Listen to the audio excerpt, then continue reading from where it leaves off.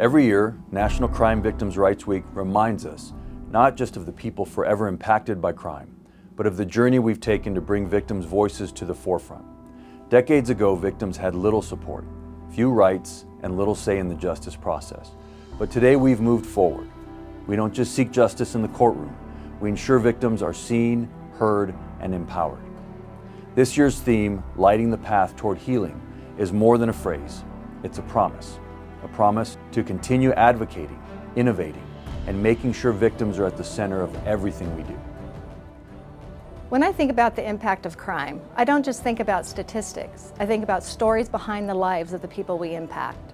The mother who lost her child and turned her grief into advocacy, the survivor of assault who found their voice through art. The families who gather every year holding candles, remembering, and refusing to let their loved ones be forgotten. This year marks 45 years of service to victims of crime in Riverside County. We've come so far, not just in supporting victims, but engaging them in new ways, helping them heal through storytelling, giving them a role in shaping laws to protect others, and ensuring their voices reach further than ever before. At our annual candlelight vigils during National Crime Victims' Rights Week, we do more than remember. We honor.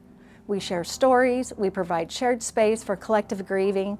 We remind our community that behind every crime statistic is a name, a life, and a legacy. Healing doesn't always happen in a courtroom. That's why we hold spaces like our Healing Hearts exhibit, where survivors of domestic violence and sexual assault use art to reclaim their stories.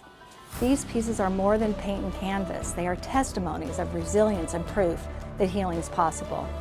The victims' rights movement has come a long way, but our work isn't done.